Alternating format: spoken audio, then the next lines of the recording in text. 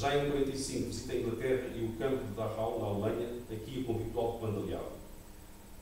Em 1942 publica uma das suas melhores obras, O Exilado de Bugi, em subtítulo Perfil de Manuel Teixeira Gomes, o retrato denso e humano mais culto dos presentes da República Portuguesa, a quem João de Barros, no prefácio, chama mestre da perfeição, no mais alto sentido do termo, e que Norberto Lopes tão bem captou, revelando toda a densidade e riqueza da sua personalidade, entretecida na sua ação política e na sua criação literária. Norberto Lopes regressa à Guiné em 1945 ao encontro do seu amigo, Lourenço Bento Rodrigues, então governador da colónia, para a ocasião das comemorações do 5º centenário de descoberta daquele território pelos portugueses. Dessa viagem resulta outra das suas mais vibrantes obras, Terra Ardente, editada em 1947 e que dedica precisamente ao comandante Sá Bento Rodrigues. Júlio Dantas, em carta com o time da Academia das Ciências, declarava um grande serviço prestado à propaganda da obra colonial portuguesa na Guiné e sublinha as páginas vivas, coloridas, nervosas, movimentadas, flagrantes, a técnica impressiva e rápida de um grande jornalista, destacando as passagens sobre as mulheres fulas da tabanca de Copelo, a bonomia filosófica do rego Joaquim Sanca, o negro que redobrava as árvores em Bissau, chorando e pedindo-lhes perdão a cada machadada que lapejava, e outros apontamentos de interesse humano que têm o vigor e a nitidez de águas fortes.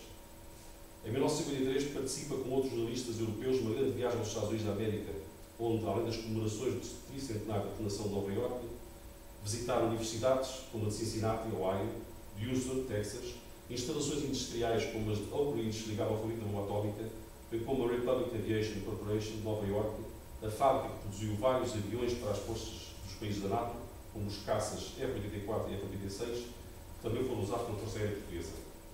Tudo isto empacotado num programa que inclui uma visita ao Pentágono, um rodeio no Texas e um musical na Broadway, com Bette Davis.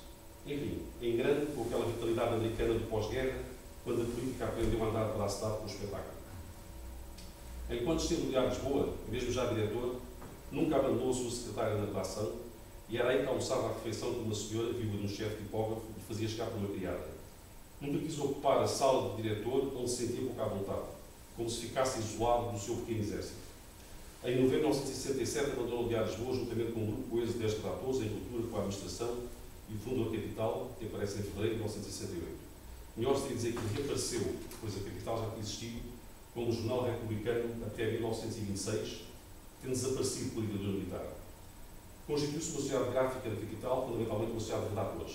Os dois diretores, Alberto Lopes e Mário Neves, e ainda Maurício Oliveira, Álvaro Salema, Carlos Ferrão, Fernando Soromenho, Carlos Machado, Alves Fernandes, Manuel Nunes e Eugênio Crioulo de Sá, apoiados por um grupo de pequenos acionistas, alguns leitores habituais dos artigos de Alberto Lopes e outros amigos dos jornalistas fundadores. Alberto Lopes assume, portanto, a direção do jornal, com Mário Neves como diretor adjunto.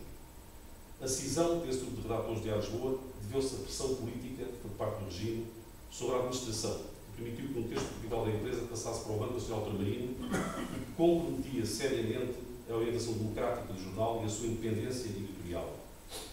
Ficou Alberto Lopes como diretor da Capital até 1970, ano em que abandonou o jornalismo de redação, passando a colaborador independente de vários jornais, especialmente, com mais regularidade, o Diário de Notícias do 1º de Janeiro, mas também o Jornal Novo, o Diário Claro e ainda sempre a sua Capital. Também revistas e publicações periódicas, como a Revista da Marinha e a da Sociedade Portuguesa de Autores, voltaram a cumprir a sua pena. Constante nos temas que aborda, é o apelo incansável à liberdade da imprensa, espinha dorsal da sua atividade como jornalista, não hesitando em apontar erros e em criticar abertamente, como o fez Augusto Adelaide, quando este, que chegou a ser diretor da Seara Nova e da Vida Mundial, lhe pareceu desviar-se para quando com a implantação de uma nova censura pós-abrilina que uma certa esquerda quis impor. Em 1965, a 19 de junho, escrevia no artigo de informação publicado na secção Artes e Letras do Diário Claro. Entre nós, no antigo regime, não se permitia a mais pequena discordância da ortodoxia oficial, o mais ligeiro desvio dos cânones governamentais, e desde o ato comunista, que então se considerava injurioso, a acusação de traidor, os patriotas encartados enchiam de vitupérios aqueles que não liam pela cartilha da sua religião. Como os tempos mudam, traz a Deus que a mudança não tenha excedido os limites que a responsabilidade impõe e o interesse exige.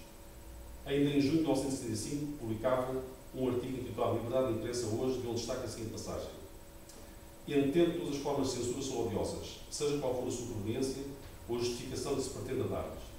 E se, como jornalista, lutei sempre pela abolição de um regime de censura prévia, que nos envergonhava aos olhos do mundo e aos nossos próprios olhos, que negava aos jornalistas a maioridade intelectual e ao povo o direito de inalienável à informação, condena igualmente aquela censura que possa exercer-se hoje, por várias formas, à sombra de uma liberdade mal entendida e também não louco o espírito demagógico e a tendência unilateral que já começou a caracterizar alguns órgãos de informação social entre nós. Pelo que constatamos os excessos acima transcritos, Norberto Lopes, em vésperas de publicar um lote de crónicas reunidas em volume que intitulou Visado pela Censura, mostrava assim que continuava alerta e que a sua luta pela liberdade da imprensa não tinha terminado com o 25 de Abril. E que não basta a liberdade, onde não houver responsabilidade para saber conter os excessos. Tinha mudado de regime, mas a sua luta continuava, pois o perigo agora tinha sinal contrário. É neste período, após 1970, que participa nas homenagens aos seus velhos mestres e companheiros, entretanto desaparecidos, em que pôs todo o seu saber e as suas capacidades de grande comunicador. O centenário de Armando Neves, celebrado no Sindicato de Jornalistas em 12 de dezembro de 1984, o centenário de Alexandre Ferreira, comemorado em sessão solene nos Iguais do Comércio em novembro de 1987, lembrança de Armando Rodrigues, uma palestra com o Victor Rotário Clube de Lisboa, traçando o perfil do jornalista Joaquim Manso, académico da Academia das Ciências, no centenário do seu nascimento, em sessão da classe de letras da Academia das Ciências, 14 de dezembro de 1978. A Capital manteve-se até 2005, até que os interesses do capital se sobrepuseram aos da informação. Permite associar aqui à lembrança do desaparecimento da capital, à guisa de singela homenagem, a memória de outros títulos, entretanto desaparecidos. O Diário de Lisboa, o Diário Popular, o Século, a República, da cidade de Lisboa, ou o Comércio do Porto, o centenário da capital do Norte. A sua lembrança invoca os nomes de jornalistas e diretores que se localizaram pela maneira digna com que enriqueceram a imprensa e também as nossas letras. Homens como Joaquim Manso, Augusto Castro, Pereira Rosa, Coelho Ramos, Nelson Barros, Bento Carqueja e Cláudio Norberto Lopes. Falamos de reportagens, de viagens, de livros, mas há uma outra grande paixão que é constante durante toda a sua vida, o teatro. Estreou-se como dramaturgo com a peça Filha de Lázaro, escrita em parceria com o chefe de Garcia, que foi estreada pela companhia Rei Colasso Alves Monteiro em 31 de maio de 1923, com críticas muito favoráveis e a admiração pessoal de Alves Monteiro, que na peça interpretou Ribas. Escreveu também a peça infantil Pimpinela, de colaboração com Pereira Coelho e Nosso Diego.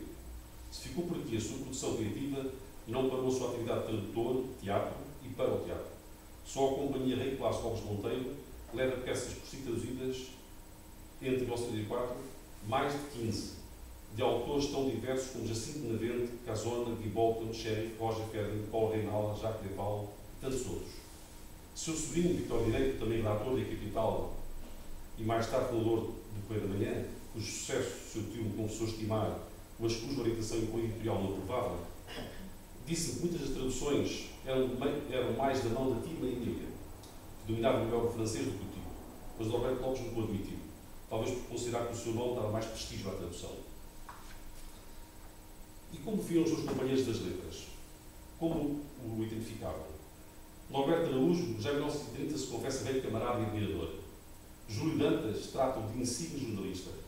Carlos Selvagem chama-o de velho camarada de letras. Para Victorino Mésio, ele é um querido camarada e amigo e confessa-se seu admirador. Classifica o seu estilo como a estrita língua do cotidiano, coloquial, quase imediata, estilisticamente apagada, com um vigor e uma elegância que passam logo à linguagem do autêntico escritor. Pedro da Silveira define-o como um mestre de jornalismo e escritor de classe rara, em português não estragado.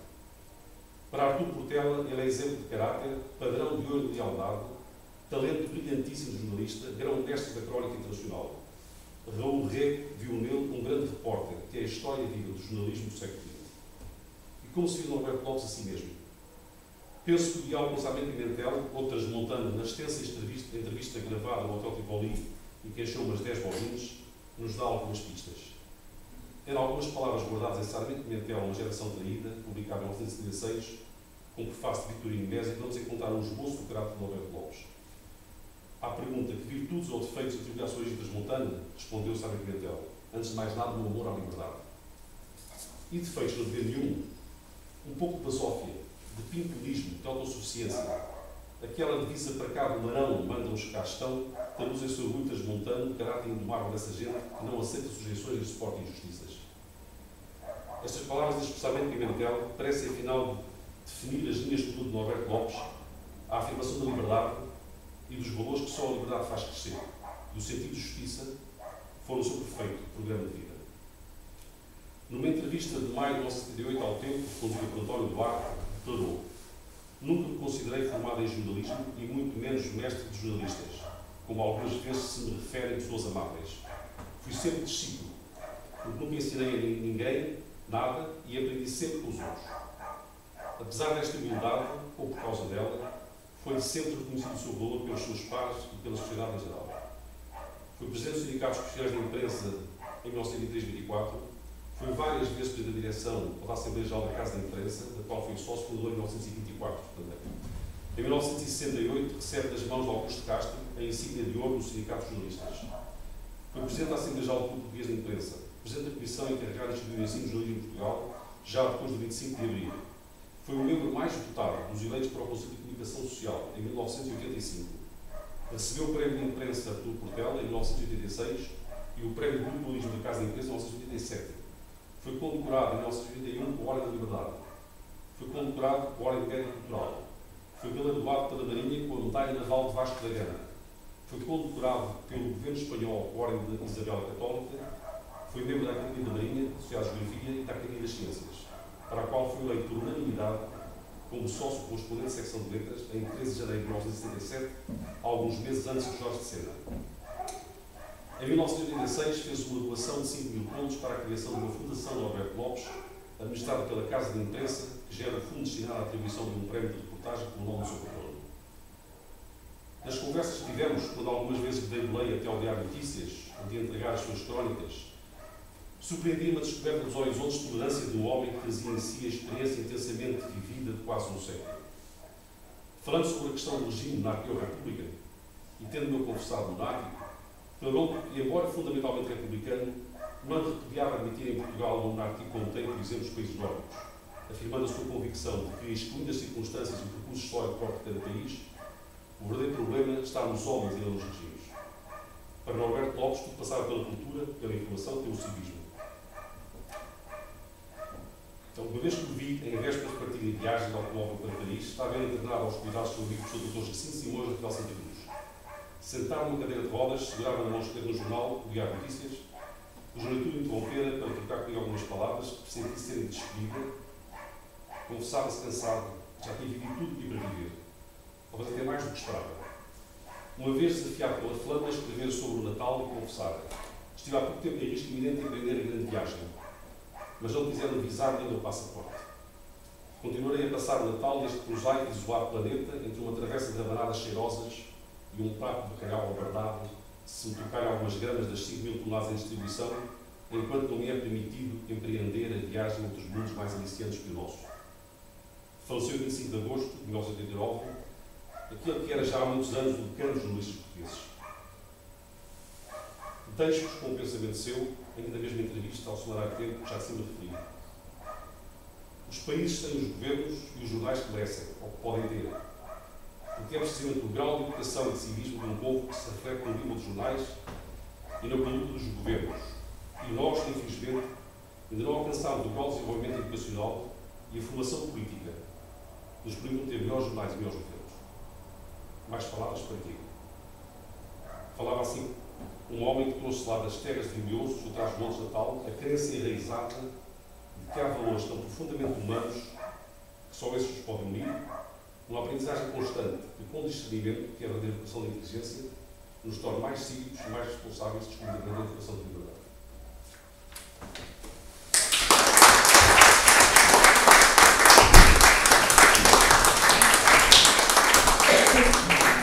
Mais rápido a ler, assustou-me o tempo.